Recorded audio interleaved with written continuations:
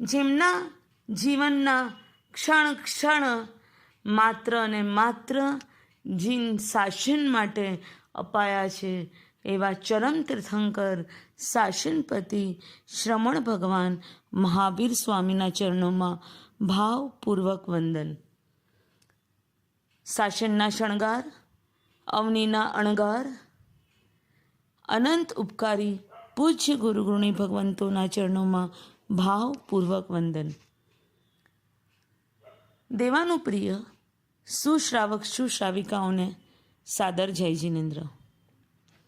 હે આત્મન, લ્યો ચાવી, ચાલો ક્ષમા ભાવને લ્યો બચાવી. મોક્ષના દરવાજા 4 છે. આ 4 દરવાજેથી મોક્ષમાં પ્રવેશ કરી શકાય છે. જેમ આપણે કોઈના ઘરે જઈએ, ગ્રાઉન્ડ ફ્લોરમાં ઘર હોય, ગેલેરી ખુલ્લી હોય તો પ્રવેશ ક્યાંથી? ગેલેરી ખુલ્લી હોય તો પણ ત્યાંથી ન જવાય. દરવાજો બંધ હોય તો તેને ખોલાવીને જ જવાય. નગરમાં પ્રવેશ કરવા માટે પણ 4 દિશામાં 4 દરવાજા હોય છે. હવે જમાનો બદલાયો, પરંતુ મોક્ષના પ્રવેશના 4 દરવાજા એને એ રૂપે જ રહેલા છે.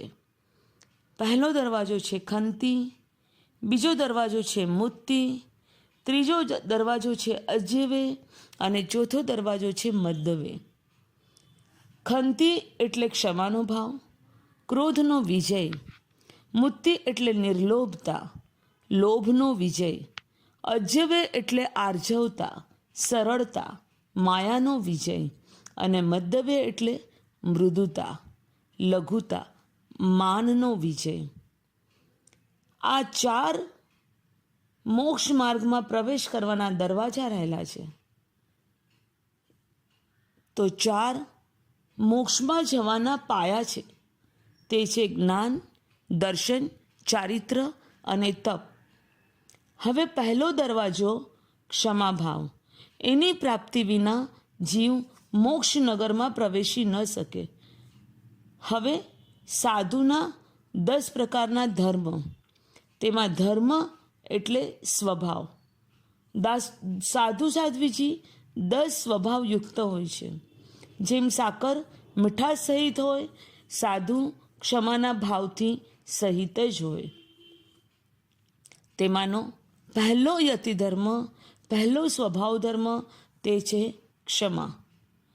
જેનું મહત્ત્વ ખબર હોય તેને આપણે બચાવી શકાય છે. જેની ફેક્ટરીમાં રૂ અને કંતાન પડેલા છે અને જો એમાં આગ લાગે તો બચાવવામાં શું આવે? રૂ બચાવવામાં આવે કે તિજોરી? જો તિજોરી લાકડાના ટેબલમાં હોય, અંદર ગાંધીજીની 500 અને 2000ની નોટો જ હોય, બહારનો દરવાજો દેખાતો હોય, તો શું બચાવવાનું? તિજોરી, રૂ કે કંતાન? બસ એવી જ રીતે ઉદયભાવોને કારણે પોતાના જીવનમાં દુઃખોની આગ લાગી હોય, મોત તો આવવાનું જ હોય, અને બારદાન જેવું એટલે કે કંતાન જેવું શરીર જો બળી જ જવાનું હોય તો બચાવવું શું? દેવાનું પ્રિયો, આપણે ચાતુર્માસની શરૂઆતથી આત્માને બચાવવા અને આત્માના ગુણોને બચાવવાની સુંદર મજાની ચાવીઓ લઈને બચાવી રહ્યા છીએ. તો આજે આપણે જરૂરથી જ તુરંત સમજી શકશું કે બચાવવાનું કોને હોય? આત્માને જ. હવે આત્માને બચાવવા માટે કરવાનું શું? ક્ષમા રાખવી. આપણો ક્ષમાભાવ જવો જ ન જોઈએ. ગમે તેવા સંયોગો અને પરિસ્થિતિમાં પણ આપણો ક્ષમાભાવ કઈ રીતે આપણે બચાવી શકીએ તેનું આ ચાતુર્માસનું આજે આ અંતિમ પ્રવચન સાંભળીને આપણે ખૂબ જ આપણા આત્માને સ્થિર, શાંત, નિર્મળ અને પવિત્ર કરી શકીશું. સંસારના જે કોઈ પણ સંયોગો રહેલા છે એ ફેક્ટરીના બારદાન છે. ક્ષમા આદિ ગુણો જે રહેલા છે તે આત્માનું સાચું ધન છે. માટે પ્રથમ સાધુ ધર્મ ભગવાને ખંતી એટલે કે ક્ષમાનો બતાવ્યો. જેમ સાકર મીઠાશ આપે તેમ મીઠાશ એ ગુણ છે. મીઠાશ આપવી સાકર તરફથી એ કોઈ સાકરનો ઉપકાર નથી. સાકર એટલે મીઠાશ જ, જે ગુણ હોય એ દેખાય જ ને. સામે ગમે તેટલા કશાયવાળો આત્મા ભરેલો પડેલો હોય, પણ જો મારો પ્રસંગ એની સામે આવે અને જો મારે ગમ ખાવો પડે, જતું કરવું પડે, મૌન રહેવું પડે, માફ કરવા પડે, ત્યારે ભાવ એવા કરવાના કે આપણે કંઈ તેની ઉપર ઉપકાર નથી કરતા. હું સાધક છું. ક્ષમા એ મારો સ્વભાવ છે. મોક્ષના 4 દરવાજામાં પ્રથમ ખંતી ભગવાને ક્ષમા બતાવી. સાધકના 10 ધર્મમાં પ્રથમ ક્ષમા બતાવી. ધર્મ ધ્યાનથી શુક્લ ધ્યાનના પ્રવેશના જે લક્ષણો રહેલા છે એ લક્ષણોમાં પણ પ્રથમ લક્ષણ છે ક્ષમા, ખંતી. જ્યારે ક્ષમાનો ભાવ ધારણ કરતાં કરતાં ઉત્કૃષ્ટ કક્ષામાં પહોંચી જાય કે એ ક્ષમા જીવને ધર્મ ધ્યાનથી શુક્લ ધ્યાનમાં લઈ જાય છે. આજનો ચોમાસી પાખીનો દિવસ આપણે ધર્મ ધ્યાનથી શુક્લ ધ્યાન તરફ જવા માટે પણ પોતાના આત્માને જે કોઈ પણ દુર્ગુણો છે એનાથી બચાવવાનો છે. બીજાઓની સાથે જે કોઈ પણ ખરાબ ભાવો, મિથ્યા ભાવો, અકળામણના અથડામણના ભાવો જે કાંઈ પણ છે તેને પૂરા કરી અને આજના આ ચોમાસી પાખીના દિવસે ક્ષમાનો મહેલમાં પ્રવેશ કરવાનો છે. અનંત સિદ્ધ ભગવાનોની ઉપર જો આપણે અત્યારના માઇક્રોસ્કોપ મૂકશું તો જરૂરથી દેખાશે કે બધા જ સિદ્ધ ભગવાનોએ તેમના અનંતકાળની અંદર મિનિમમ એકવાર તો ક્ષમા રાખેલી અને રાખેલી જ. જંબુદ્વીપ પ્રજ્ઞપ્તિમાં ઋષભદેવ ભગવાનના કેવળ જ્ઞાનનું વર્ણન આવે છે. સાધનાના 1000 વર્ષે જ્યારે શ્રેણી આરૂઢ કરી ત્યારે તીર્થંકર પરમાત્માએ અનુત્તર ખંતી, અનુત્તર ક્ષમા, અનુત્તર નિર્લોભતા, અનુત્તર સરળતા અને અનુત્તર મૃદુતાનો ભાવ કરેલો. આપણને થોડોક પણ બહાર જ્યારે વરસાદ આવે ને ત્યારે બાફ થાય છે, ઉકળાટ થાય છે અને એમ થાય છે કે હવે આ ઉકળાટ જે બહાર છે ને એ હવે શાંત થાય તો સારું. બહારનો ઉકળાટ અંદરમાં હૈયામાં કેટલો ઉકળાટ કરાવી દે છે. સંયોગોને છોડવા, સંયોગોની સામે શાંતિ રાખવી અતિ કપરી છે. 50 લાખનું નુકસાન થયું, સહેવું પડે, સહી લેવાનું. ઘરની અંદર દેરાણી જેઠાણી છે, જેઠાણી 9 લાખનો હીરો લઈ જાય તો પણ ક્ષમા રાખવાની. માત્ર ને માત્ર મૌન રાખવાનું, બોલવાનું જ નહીં. શરીર છોડવું પડે તો છોડી દેવાનું, પણ ક્ષમા ભાવ નહીં છોડવાનું. આ કશાયોએ મારું અનંતકાળની અંદર જેટલું બીજા કોઈએ નુકસાન નથી કર્યું તેટલું નુકસાન મેં મારા હાથેથી કશાયો કરીને મારું પોતાનું કર્યું છે. માટે આ ક્ષમાનું આટલું બધું મહત્વ છે. હું મરવા તૈયાર છું પણ કશાય કરવા તૈયાર નથી. કોઈનો પગ સડી ગયો હોય, ડૉક્ટર પાસે જાય, ડૉક્ટર કહે તમે ખૂબ મોડા છો, હવે બીજો કોઈ રસ્તો નથી, ઓપરેશન કરાવીને પણ પગ કપાવવો પડશે. મન માને કે ના માને, જો આજે પગ નહીં કપાવીએ તો કાલે ગળું કપાવવું પડશે. શું કરવું પડે? સડો ઉપર વધી રહ્યો છે, આજે પગ, કાલે સાથળ, પછી કોઈને પૂછવા જવાનું હોય, કોઈની સલાહ લેવાની હોય ના, બસ તુરંત નિર્ણય કરીને પગને કપાવી જ નાખવો પડે. બસ એ જ રીતે જીવ દુઃખને ક્યારે સ્વીકારે છે એ સમજો. જ્યારે આનાથી બીજું મોટું દુઃખ ન આવે ત્યારે જે નુકસાન થાય એ સ્વીકારવું જ પડે છે. અને એ કર્મના ઉદયો છે, એ ગયા ભવની ભૂલ છે. ગયા ભવે જીવે પાપ કર્મ બાંધ્યા હોય તો પણ પગ નીચે રેલો આવવાનો જ છે. હવે એમાં જો કશાય કરીશું તો ત્યારે નવું નુકસાન વધશે એવું યાદ આવે છે. હવે શું કરવાનું? નવું નુકસાન વધારવાનું? ના. ખંદક ઋષિના 500 શિષ્યો યાદ કરો. ક્ષમા કોની છૂટી અને પરિણામ શું આવ્યું? એનો મોક્ષ કોણે અટકાવ્યો? ચેલો મોક્ષમાં ગયો અને ગુરુ નહીં. 500 શિષ્યોને કેવળ જ્ઞાન અને મોક્ષ, અને સામે ગુરુને આહા. નાના જાય અને મોટા નહીં.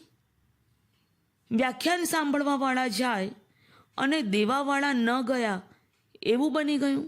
હા, 500 વેદના થઈ. એ જ વેદના ખંદક ઋષિ ગુરુને પણ વેદના થઈ હતી. પરંતુ હવે બેનું કમ્પેરિઝન કરું. બંનેએ સહન કર્યું, છતાં એકને નુકસાન ગયું, બાકીનાઓએ શું કર્યું? ઘાણીની અંદર ગયા, શરીર પીલાવાનું હતું, પીલાયું, શરીર ગયું. અનુત્તર ક્ષમા રાખી અને મોક્ષ મળી ગયો. અને ખાલી માત્ર અને માત્ર એક ગુરુ, જેણે શરીર પીલાણું, શરીર ગયું પણ ખરું, પણ હાથમાં આવેલો મોક્ષ પણ ચાલ્યો ગયો. અનુત્તર ખંતી રાખો, જેવી 500 શિષ્યોએ રાખી તેવી. જેવો ક્ષમાનો ભાવ ભગવાન મહાવીરે પ્રગટાવ્યો, ભગવાન ઋષભદેવે પ્રગટાવ્યો, ગજ સુકુમારે પ્રગટાવ્યો, એવો ક્ષમાનો ભાવ એકવાર તો જે જીવને મોક્ષમાં જવું છે તેને પ્રગટાવવો જ પડશે.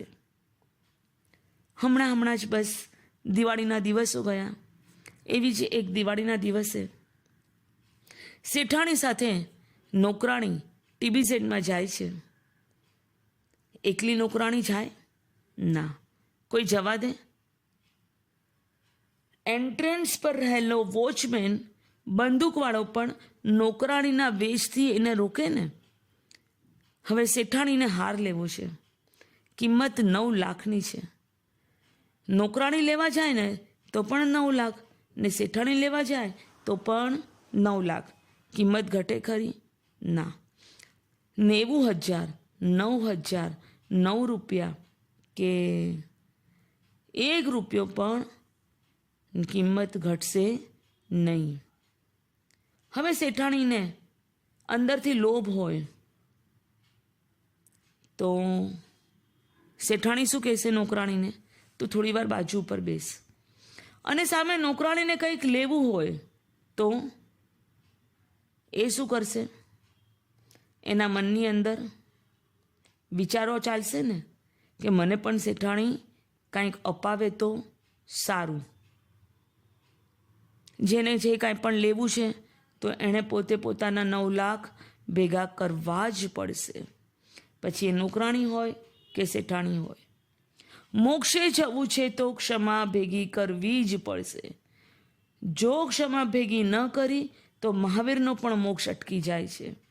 મહાવીરોનો જે મોક્ષ થાય છે, જે કોઈનો પણ મોક્ષ થાય છે, એ બધા મહાવીરો છે. કાયરો તો ઘરમાં બેઠા રહે છે. ક્ષમાનો મહિમા આગમોની અંદર નજર સામે લાવીએ, અંતર હલી જશે. માટે જે વસ્તુ કિંમતી છે એને બચાવવાનું વિચારો. આપણને બધાને ધન કિંમતી લાગી જાય છે એટલે શું કરીએ છીએ? સવારથી સાંજ સુધી આપણી દોડ માત્ર ને માત્ર ધનને બચાવવા પાછળ જ. આ કરશું તો આટલા રૂપિયા બચી જશે, આમ કરશું તો આટલા રૂપિયા બચી જશે. સાચું બોલો, અંતર ઉપર હાથ રાખીને વિચારો કે સવારથી સાંજ સુધી આપણે શું વિચારીએ છીએ કે ક્યાં કેટલા રૂપિયા બચશે. અરે એક દિવસ નોકર ન આવે તો આપણે એને તરત ધમકાવીએ અને કહી દઈએ કે એક દિવસનો પગાર કાપી દઈશ. શેની માટે? ધન બચાવવા જતાં ક્ષમા ખોઈ નાખીએ છીએ. અરે ભાઈ, એ પણ માણસ છે, એને પણ જીવનની અંદર ક્યારેક કંઈક એવો પ્રસંગ આવે ત્યારે આપણે શાંતિ રાખવી પડે. એનો પગાર કાપવાની કદાચ ધમકી આપી શકાય, પણ પગાર કપાય તો નહીં. આખા દિવસની અંદર કેટલી વાર ક્રોધ કરીએ છીએ. રાત્રે સૂતા વખતે યાદ કરો, જો શુક્લ ધ્યાન પામવું છે તો સૌથી પહેલી જરૂરિયાત છે ક્ષમાની. અને જો એ પ્રાપ્ત ન થાય ત્યાં સુધી જીવ ઘાતી કર્મોનો ઘાત કરી શકતો નથી. બૃહત્કલ્પ સૂત્રમાં કહ્યું છે કે ઉપશમ ભાવ એ જ સંયમનો સાર છે. આચારાંગ સૂત્રમાં પણ પરમાત્માએ લોકનો સાર સંયમ બતાવેલો છે. ઊંચામાં ઊંચી વસ્તુ બતાવીને ભગવાન કહે છે કે હું તારા ઉપશમ ભાવને ધારણ કરવાની તને પ્રેરણા આપું છું. કોઈની પણ સાથે ક્યારેય પણ નાની સી વાતમાં ખરાખરી કરીને તું સામેથી જાય છે તો ખરાખરીને બદલે હવે ખમતખામણા કરવા સામેથી જાને. કોઈ સામે આવે કે ન આવે, તે આદર આપે કે ન આપે, તે બોલાવે કે ન બોલાવે, તે ખમાવે કે ન ખમાવે, આપણે ખમાવી લેવાનું. તસ્સ અથ્થ આરાહણા નો ઉવ સમમ તસ્સ નથી આરાહણા. જે ક્ષમા રાખે છે તેની જ આરાધના થાય છે. જે ક્ષમા રાખતું નથી તેની આરાધના થતી નથી. આપણે પણ આજે સાંજે ચોમાસી પાખી પ્રતિક્રમણ કરીને બધાની સાથે ખામેમી સવે જીવા કહેવાનું છે. ખામેમી સવે જીવા કહીશું અને પછી જેની સાથે ખરેખર આપણને મન દુઃખ થયું છે ત્યારે આપણે એમ કહીશું કે ના, મારે હવે નથી જવું એના ઘરે. એને મારાથી દુઃખ લાગ્યું છે, એણે મારું ખરાબ બોલ્યું છે, હું એના ઘરે નહીં જાઉં. ના, જરા પણ આવો વિચાર નહીં કરવાનો. કોઈ સાધુને કદાચ કોઈ સાધુની સાથે બોલાચાલી થાય, બીજો સાધુ વિહાર કરીને જંગલની પહેલે પાર ચાલી ગયો હોય, હવે સાધુ એ વિકટ માર્ગે પણ સામે ચાલીને ગામમાં જઈને માફી માંગીને આવવું જ પડે. આપણે મિચ્છામી દુક્કડમના કાર્ડ મોકલતા થઈ ગયા છીએ. મિચ્છામી દુક્કડમના વોટ્સઅપ પર મેસેજો મોકલતા થઈ ગયા છે. જેવું ચોમાસી પાખીનું પ્રતિક્રમણ કરશું, ચોમાસી પાખી સંબંધી બધાને વારંવાર ખમતખામણા કહીશું. એટલે સુધી કે જેની સાથે આપણે કોઈ જ પ્રોબ્લેમ નથી એવા બધા જ અન્ય સાધુ, સાધ્વી, શ્રાવક કે શ્રાવિકા કે જેની સાથે આપણી કોઈ પણ પ્રકારની બોલાચાલી થઈ નથી એને તો કહીશું જ. પરંતુ જેની સાથે કોઈ પણ પ્રકારે નાની શી પણ બોલાચાલી થઈ જાય તો એ ખમાવે નહીં ત્યાં સુધી હું નહીં ખમાવું આવા પરિણામ કરવાના નહીં. જો કોઈ સાધુ પરમાત્મા કહે છે કે એને કોઈકની સાથે બોલાચાલી થઈ છે, પછી એ સામેવાળી વ્યક્તિ સાધુ હોય, સાધ્વી હોય, શ્રાવક હોય કે શ્રાવિકા હોય, જ્યાં સુધી ખમાવે નહીં ત્યાં સુધી તે સાધુને માટે ગોચરી પાણી બંધ. પરમાત્માની આજ્ઞા નથી, લાવવા નહીં, વાપરવા નહીં. અરે એટલે સુધી કે લઘુશંકા કે વડીશંકા પણ ના કરી શકે. આહા, આટલો બધો ક્ષમાનો મહિમા છે અને આપણે શા માટે હાલતા ચાલતા ફટકડાઓ ફોડીએ છીએ? શા માટે મોઢું અને લલાટ ચડાવીને રાખીએ છીએ? શા માટે આપણા તરફથી આપણા ઘરની અંદર આતંક છવાયેલો છે? શા માટે આપણા પ્રવેશથી બધા ડરી જાય છે? શા માટે આપણને બધા કડવા કહે છે? આ બધું જ આપણું સ્વભાવ નથી, વિભાવ છે, વિભાવ. ગણધર ગૌતમ જેવા ગણધર ગૌતમ પણ આટલી મોટી વ્યક્તિની જેની ભૂલ થઈ શકે, તો ભગવાન મહાવીરના 11 ગણધરો, એમાં જે સૌથી પ્રથમ ગણધર છે, એણે પણ મારી નાની ભૂલ સ્વીકારવા માટે કોઈ ચર્ચા વાર્તા નથી કરી, કોઈ વાત નથી કર્યો. ત્રીજા પ્રહરે ગોચરી ગયા. ભગવાન વાણિજ્ય ગ્રામની અંદર દ્યુતિ પલાસમાં આનંદ શ્રાવકના ઘરે કોલાક સન્નિવેશની અંદર ગૌતમ ગણધર અને આનંદ શ્રાવકનો વાર્તાલાપ થયેલો છે. 2 વાગે આ વાર્તાલાપ થયો હશે, અંદાજે આપણે વિચારીએ, કારણ કે બીજા પ્રહરે ગોચરી જતા હતા. ત્યાંથી પ્રભુ પાસે પાછા ગયા હશે. પછી પ્રભુએ કહ્યું હશે કે ભૂલ તમારી છે.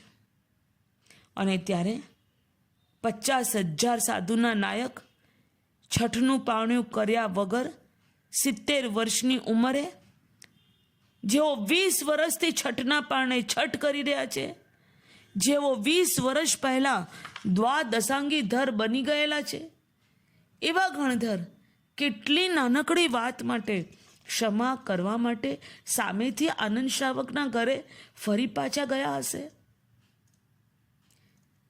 ગૌતમે ક્ષમા કરી અને પોતાનો મોક્ષ બચાવી લીધો. આપણે ક્ષમા કરીને આપણો પોતાનો મોક્ષ જ બચાવીએ છીએ, બીજું કાંઈ કરતા નથી.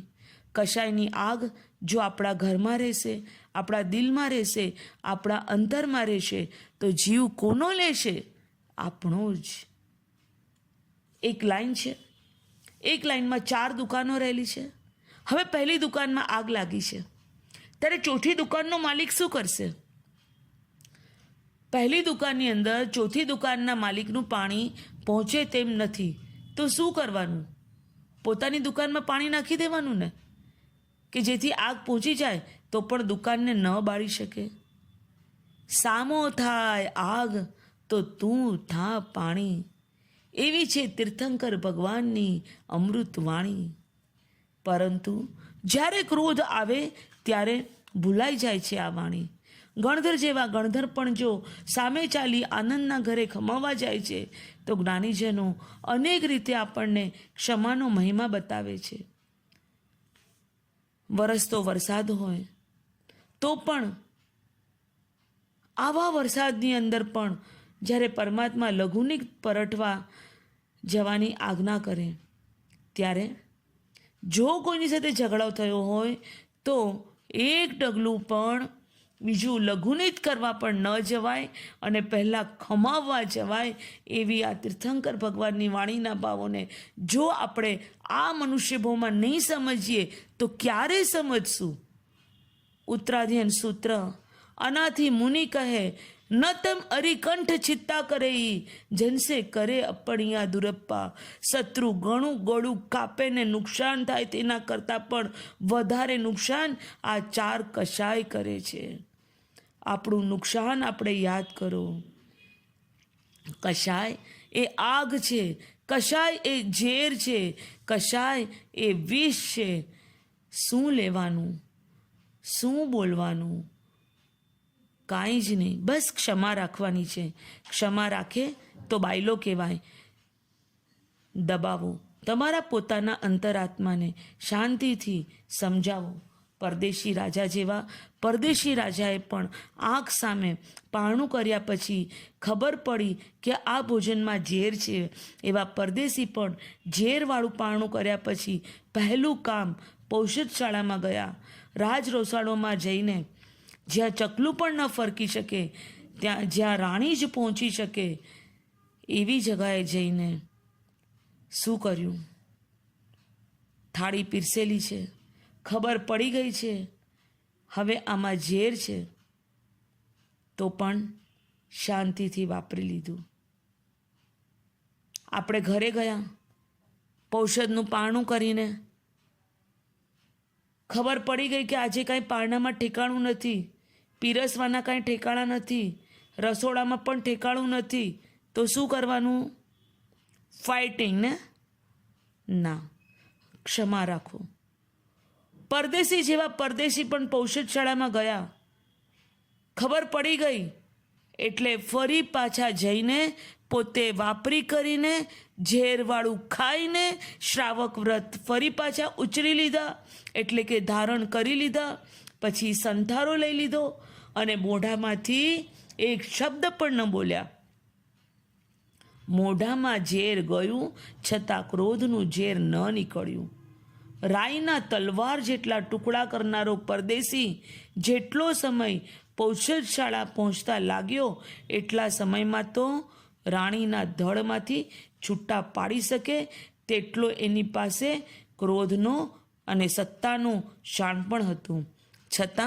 છતાં ક્રોધનું ઝેર ન નીકળ્યું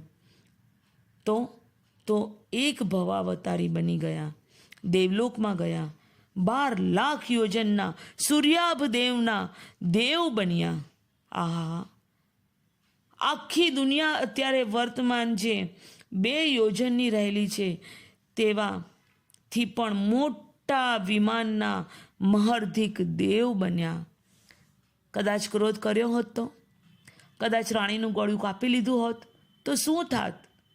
જવાનું તો ગયું, હવે શાંતિ રાખો. થોડુંક નુકસાન ન થાય માટે સહન કરી લો. જ્ઞાનીજનો કહે છે, આગમના વિવિધ ભાવો જાણીને જો આપણે આપણા ક્ષમાભાવને બચાવી લેશું તો આપણા અંતરાત્માને આપણે જરૂરથી આ ક્ષમાભાવની ચાવી દ્વારા આત્માને એકાવતારી બનાવી શીઘ્રાતિ શીઘ્ર મોક્ષ પદને પ્રાપ્ત કરાવી શકીશું. દેવાનું પ્રિયો, આજના દિવસે કોઈ જ બહુ મોટા અઘરા પચખાણો ન આપતા માત્ર ને માત્ર આપ સર્વને નાના પચખાણો આપું છું કે હવેથી આજ પછીથી યા તો 1 વર્ષ સુધી અથવા તો જાવજીવ સુધી કોઈની પણ સાથે મારે બોલાચાલી થાય તો પણ સામેવાળી વ્યક્તિ ગમે તેટલું બોલે, મારે એક શબ્દ પણ નાના હોય કે મોટા હોય એક શબ્દ પણ સામે બોલવાનો નહીં. નંબર 2, ખૂબ ગુસ્સો અંદરથી આવી ગયો તો મનની અંદર નમસ્કાર સૂત્રનું સ્મરણ કરવું. નંબર 3, જેટલા બને તેટલા વધારે જગતના જીવોની સાથે જ્યારે કોઈ પણ પ્રકારના પાપના કાર્યો થઈ જાય, એમ લાગે કે આ મોટું પાપનું કાર્ય છે, તુરંત ને તુરંત ઈર્યાવૈયાનો કાવસક કરી લેવો, અથવા તો દરરોજ રાત્રે સૂતા વખતે ઈર્યાવૈયાનો કાવસક કરવું. નંબર 4, ખામેમી મિચ્છામી વંદામી. કોઈ પણ વ્યક્તિ મળે તેની સાથે આ 3 શબ્દો દિવસમાં 5 વાર મિનિમમ બોલવા. નંબર 5, જેટલી બને તેટલી આપણી અંતરાત્માની સરળતા, કોમળતા, આપણા અંતરાત્માના ભાવને ટકાવી રાખવા માટે એમ બોલવું કે હે પરમાત્મા, મારો આત્માનો શુદ્ધ ક્ષમાનો ભાવ છે, એ ક્ષમાનો ભાવ હું મારો ટકાવી લઉં. આજના દિવસમાં જે કોઈ પણ આહાર કરું તેનાથી જે પરિણમન થાય તે બધી જ શક્તિ મારી જીન શાસનની શાસન પ્રભાવના માટે વપરાય, ગુણોને સાચવવા માટે વપરાય, પરંતુ મારા પરિણામોથી હું કશાય ના કરું. બસ આવા 5માંથી કોઈ પણ જે પચખાણ ગમે તે આપણે જાવજીવ જો સાંભળશો તો અમને ખૂબ આનંદ થશે. જાવજીવ સાચવશો તો વધારે આનંદ થશે. અને જાવજીવ માટે દરરોજ આચરણ કરશો તો આપણી આ પંચાચારની 5 મહિનાની ચાતુર્માસ પ્રવચન ધારામાં જૈન સ્થાનકવાસી શ્રાવક સંસ્થા તરફથી આ આરાધના આપ સર્વ સુધી પહોંચાડવામાં અમારી આખી ટીમ હતી. તેના સૂત્રધાર જેવા મહત્ત્વના પાયા સમાન દરેક વ્યક્તિઓનો હું આ તકે આભાર માનું છું, ઉપકાર માનું છું. શ્રી ખિલેનભાઈ શાહ, શ્રી રાજેશભાઈ કોઠારી, શ્રીમતી મોનાબેન શાહ, શ્રીમતી લીનાબેન શેઠ, શ્રીમતી ઈલાબેન કાપડી, શ્રીમતી નીતાબેન કામદાર, શ્રીમતી સોનલબેન શાહ અને શ્રીમતી તૃપ્તિબેન પુલિનભાઈ શાહ. તો આપ સર્વ અમારી આ ટીમનામાંથી કોઈનાથી પણ કોઈ પણ પ્રકારે મન વચન કાયાથી અંતઃકરણપૂર્વક મનદુખ થયું હોય, ક્યારેક અમે તમારા નાજુક દિલને ઠેસ પહોંચાડી દીધી હોય, તો અમારી સર્વ ટીમ તરફથી આપ સર્વને વારંવાર ભાવપૂર્વક ખમતખામણા કરીએ છીએ. આ સિવાય અમારા બીજા અનેક વર્ગો ચાલે છે.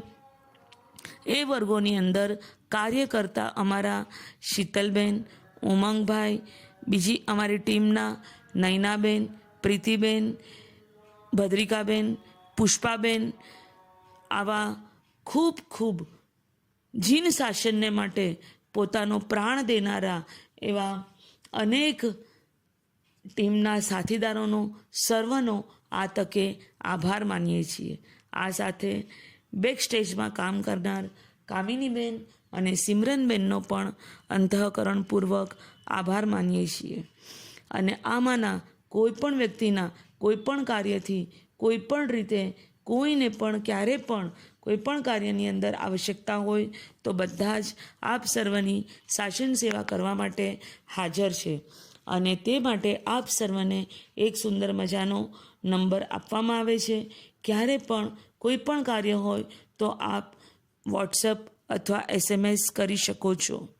9820310900 અને 8369221321. આ બેમાંથી કોઈ પણ નંબર ઉપર આપ અમારો સંપર્ક કરીને કોઈ પણ પ્રશ્ન ગમે ત્યારે જીવનમાં મૂંઝવતા વન સ્ટોપ સોલ્યુશન જેવા અમારા આ બધા જ સહાધ્યાયીઓ છે. આપ પ્રશ્ન પૂછશો તો કોઈને પણ જેમને પણ અનુકૂળતા હશે તે જરૂરથી આપના પ્રશ્નનું સમાધાન કરશે. તો આપ સર્વ ક્યાંય પણ અટકશો નહીં, મૂંઝાશો નહીં અને સીધા સડસડાટ મોક્ષ માર્ગે આગળ વધો એ જ શુભમંગલ ભાવના ભાવીએ છીએ. જૈન સ્થાનકવાસી શ્રાવક સંસ્થાના જે કોઈ પણ અમારા ટ્રસ્ટી મેમ્બરો છે, જેઓની પ્રેરણાથી આ સર્વ કાર્ય અમે ખૂબ શાંતિપૂર્વક કરી શકીએ છીએ, તે સર્વ સુશ્રાવક ગણો અમારા શ્રી ભરતભાઈ તલસાણિયા, શ્રી અમૃતભાઈ, શ્રી અતુલભાઈ, શ્રી પરેશભાઈ, શ્રી દિલીપભાઈ આદિ સર્વનો અમે ભાવપૂર્વક સહકાર માટે આભાર માનીએ છીએ અને આપ સર્વને ખૂબ ખૂબ આગળ વધવા માટે વારંવાર પ્રેરણા કરીએ છીએ. જય જિનેન્દ્ર. ખમત ખામણા દેવાનું પ્રિયો.